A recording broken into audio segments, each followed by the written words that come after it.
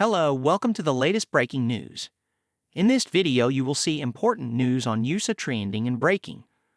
Please like this video, subscribe this channel. WNBA owner says Lee, not Caitlin Clark, should have been Time Magazine Athlete of Year.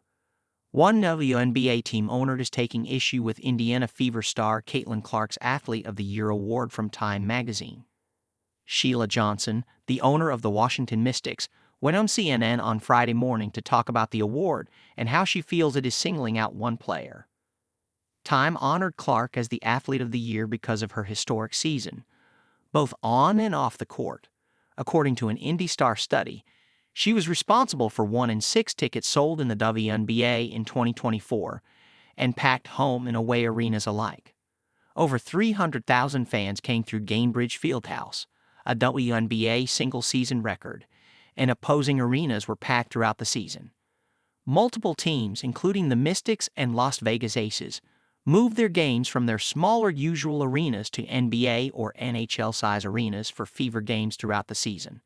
The Fever played the Mystics in the final game of the regular season at the home of the NBA's Washington Wizards, quadrupled the size of the Mystics' home arena, and set a single-game attendance record of 20,744. The WNBA was named the fastest-growing brand of 2024 by Morning Consult, which evaluated over 1,700 brands. But Johnson told CNN anchor Amanda Davies she thinks Time shouldn't have singled out Clark specifically. "It has taken the WNBA almost 28 years to get to the point where we are now," Johnson said on CNN. "And this year, something clicked with the WNBA, and it's because of the draft, the players that came in. It's not just Caitlin Clark, it's Angel Reese. There's so much talent out that has been unrecognized, and I don't think we can pin it on just one player." The league was already growing exponentially before Clark was drafted in 2024, mostly on the efforts of black women like 3-time MVP A'ja Wilson, New York Liberty MVP Jonquel Jones, and WNBA All-Stars Duwana Bonner and Alyssa Thomas. But the young Fever star was a catalyst for the 2024 season, as economist Ryan Brewer projected that Clark was responsible for 26.5% of economic activity within the league in her rookie year.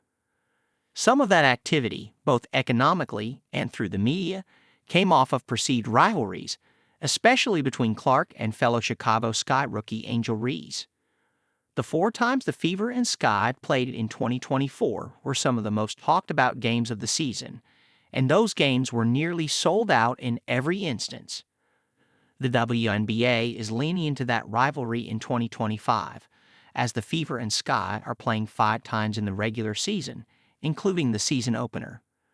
Johnson said in her CNN interview she believes Clark has been singled out because of her being a white woman, which leaves her black colleagues behind. Clark is the 5th athlete and the 2nd basketball player to earn this award since Time introduced the Athlete of the Year honor in 2019. LeBron James is the only other basketball player to earn the honor. Clark also joins Simone Biles, Lionel Messi, and Aaron Judge as individual honorees. There is some precedent for multiple players to earn the award, as Time gave the entire 2019 U.S. women's national soccer team the award after they fought for equal pay in 2019. "I want to be very diplomatic about this, and it's just the structure of the way the media plays out race. If I'm being very honest," Johnson said, "I feel really bad because I've seen so many players of color that are equally as talented, and they never get the recognition that they should have. And I think right now, it is time for that to happen." So last night, you read Time magazine, and Caitlin Clark was the Athlete of the Year. Why couldn't they have put the whole WNBA on the cover and said, "The WNBA is the League of the Year because of all the talent that we have"? Because when you just keep singling out one player, it creates hard feelings. So now you're starting to hear stories of racism in the WNBA, and I don't want to hear that. We'd have got to operate and become stronger as a league and respect everybody that's playing and their talents. Los Angeles Sparks player Lexi Brown came to Clark's defense in a series of posts on X, posting saying that after having to move her team's games to a bigger arena when they play the Fever is absolutely insane. As one of the most popular players in the league, Clark has gotten a lot of outside brand partnerships, including a $3.5 million year deal from Nike, a deal with State Farm in which she stars in nationwide commercials, and deals with Hy-Vee, Gatorade, Buick, Xfinity, and Gainbridge. Johnson believes the divide she sees in the league started with those deals, which Clark started to get while she was still in college at Iowa.